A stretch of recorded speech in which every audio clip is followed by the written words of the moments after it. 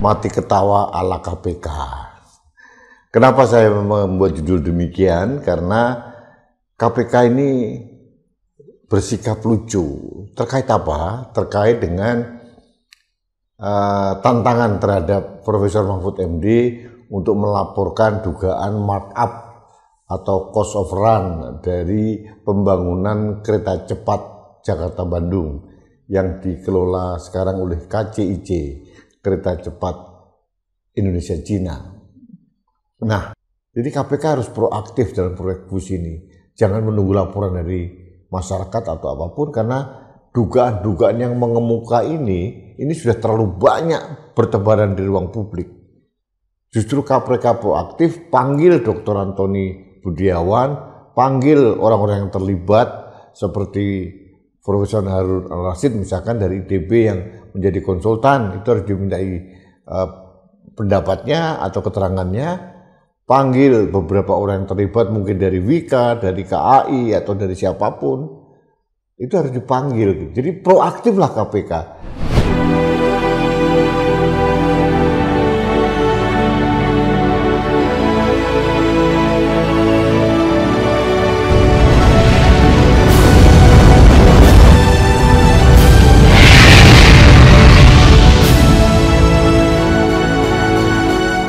Halo sahabat Indonesia, kita bertemu kembali dalam Opini Rudy edisi akhir pekan.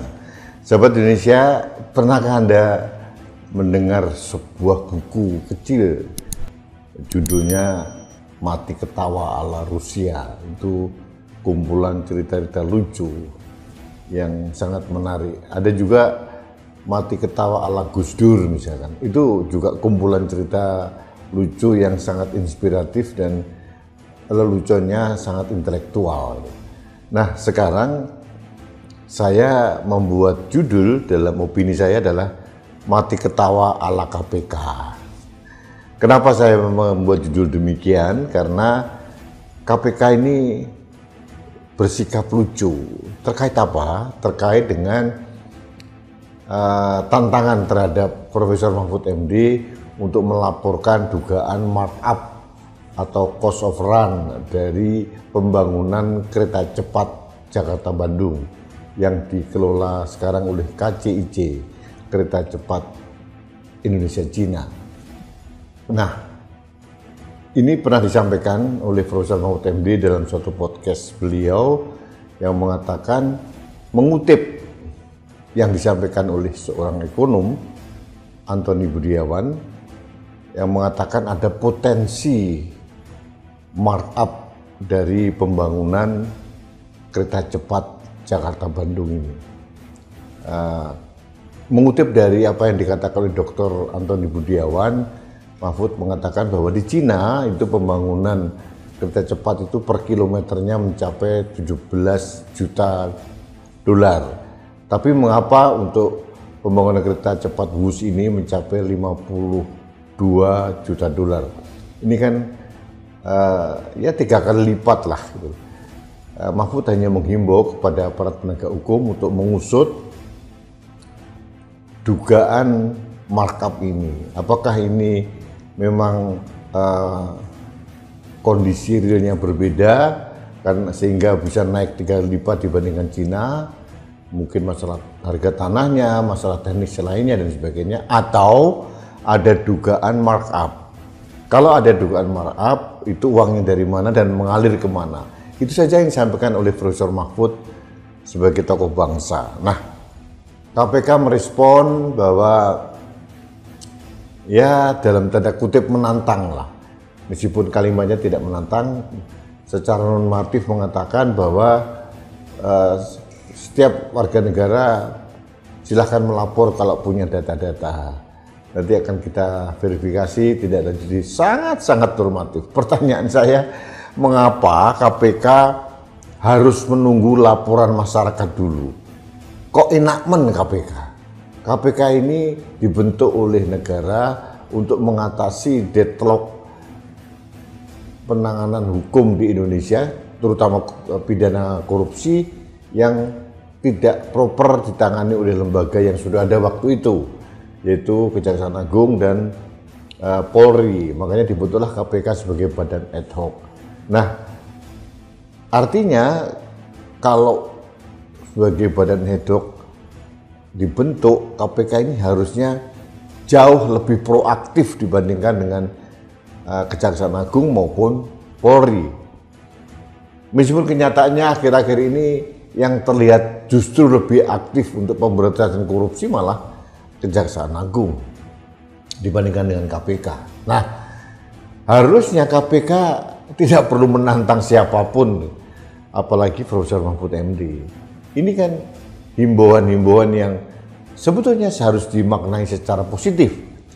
Harusnya KPK secara proaktif menyelidiki sendiri tanpa harus menunggu laporan dari siapapun. Kalau ada potensi dugaan markup misalkan, harus diselidiki terlebih dahulu. KPK mempunyai organ, mempunyai instrumen, mempunyai dana untuk melakukan hal itu. Jadi kalau KPK melalui juru bicara yang mengatakan bahwa menunggu laporan masyarakat, ini dagelan yang tidak lucu dari KPK. Masyarakat tertawa gitu. KPK kok seperti pasif gitu, menunggu ongkang-ongkang duduk manis di kantor menunggu laporan masyarakat. Masa kalau ada dugaan korupsi, ya harusnya KPK yang proaktif loh. Saya memaknai atau mungkin melihat selama ini Kejaksaan Agung tidak pernah mendapatkan laporan pemerintah baru bergerak. Gitu.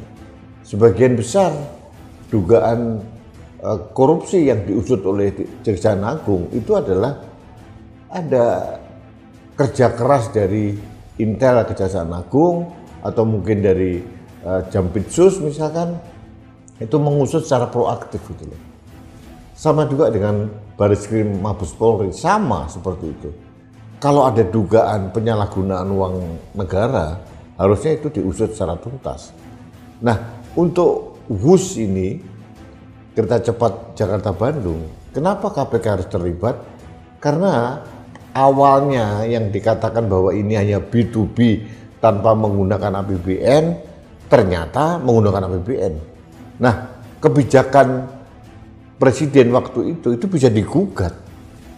Mengapa tiba-tiba Presiden menginjeksi proyek kereta cepat Jakarta-Bandung dengan menggunakan APBN yang notabene adalah proyek B2B. Kalau kita tarik mundur lagi, mengapa Presiden Jokowi waktu itu mengalihkan proposal dari Jepang yang sudah matang, yang G2G, yang bunganya jauh lebih rendah 0,1%, ke Cina yang B2B yang bunganya jauh lebih tinggi. Ini pertanyaan yang harusnya menggelitik insan KPK untuk menelisik mengapa ada kebijakan seperti itu. Nah, KPK, Kejaksaan Agung, punya presiden untuk mengusut hal ini. Sebagai contoh, korupsi, dugaan korupsi Chromebook misalkan, atau dugaan korupsi di Google Cloud yang melibatkan mantan Menteri Pendidikan Nadiem Makarim misalkan. Itu karena proaktifnya Kejaksaan Agung dan KPK. Jadi dugaan-dugaan penyalahgunaan wewenang ini oleh Presiden, mengapa dari proyek swasta tiba-tiba diinjeksi dari APBN, bahkan konon juga ada penjaminan hutang yang mencapai 116 triliun itu dilakukan oleh negara. Janji Jokowi di awal mengapa memilih Cina karena B2B tidak menggunakan APBN, tapi kan ternyata di tengah jalan terjadi cost overrun, membengkak biayanya menjadi 110 miliar dolar. Dan sekarang hutang dari KCIC itu mencapai 116 sampai 118 triliun tergantung dari kurs rupiah terhadap dolar. Nah, ada pertanyaan yang mengemuka ini. Ini kalau KCIC itu adalah perusahaan konsorsium, ada 60% dari pilar sinergi BUMN Indonesia dan 40% dari BUMN di Cina, seharusnya hutang dari proyek kereta cepat harus tanggung renteng antara anggota konsorsium, bukan? Mengapa itu hanya dilibatkan ke pihak Indonesia saja? Ini mungkin yang sedang dicarikan solusi oleh BPI dan Antara. Yang kemarin saya katakan ada saran bagus dari pengamat kebijakan publik Agus Pambagio agar BPI dan Antara duduk bersama dengan Menteri Keuangan, bersama dengan DPR untuk membahas solusi. Karena apapun terjadi, hutang harus dibayar. Jangan sampai default, kemudian ada potensi Cina mengambil wilayah kita untuk kompensasi karena kita tidak membayar hutang, karena ada jaminan negara. Ada keanehan-keanehan dalam proses pembangunan kereta cepat Jakarta-Bandung, mulai pengalian dari Jepang ke Cina, kemudian mengapa di tengah jalan terjadi pembengkakan yang begitu luar biasa, kemudian mengapa proyek B2B yang katanya tidak menggunakan APBN tiba-tiba dikucurkan APBN sejumlah 7,3 triliun misalkan. Lalu tiba-tiba mengapa ada penjaminan dari negara terhadap hutang-hutang pembangunan kereta cepat itu? Harusnya KPK ini proaktif menyelidiki. Kalau perlu dipanggil, siapa yang bertanggung jawab? Yang bertanggung jawab jelas Presiden, karena dia yang memutuskan. Yang kedua mungkin Menteri BUMN waktu itu. Nah ini yang harus kita selidiki dengan baik. Jangan sampai KPK ini membuat suatu narasi atau statement yang seolah-olah membodohi diri sendiri. Karena rakyat kita sudah cerdas gitu. Jadi KPK harus proaktif dalam proyek bus ini. Jangan menunggu laporan dari masyarakat atau apapun, karena dugaan-dugaan yang mengemuka ini sudah terlalu banyak bertebaran di ruang publik. Justru KPK proaktif, panggil Dr. Antoni Budiawan, panggil orang-orang yang terlibat seperti Profesor Harun Al-Rashid misalkan dari ITB yang menjadi konsultan, itu harus dimintai pendapatnya atau keterangannya. Panggil beberapa orang yang terlibat mungkin dari Wika, dari KAI atau dari siapapun, itu harus dipanggil. Jadi proaktiflah KPK. KPK ini dibiayai negara dari APBN untuk melakukan hal seperti ini, untuk mencegah korupsi, juga untuk menindak kalau ada dugaan-dugaan terjadinya korupsi. Markup, kemudian ada injeksi dari APBN, itu korupsi. Jadi KPK tidak perlu membuat statement yang sangat lucu, meskipun itu tidak lucu, sebenarnya tidak cerdas juga. Mengapa harus menunggu laporan pemerintah? Mengapa seolah-olah malah menantang Profesor Mahfud MD? Ini kan aneh bin ajaib ala KPK ini.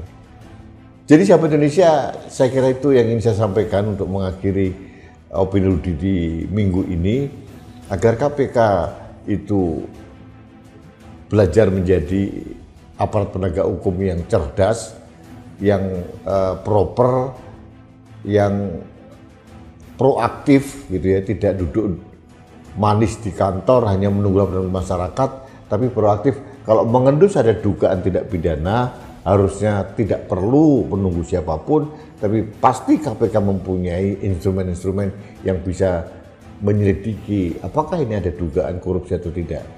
Atau jangan-jangan KPK takut karena ini menyangkut mantan Presiden Jokowi.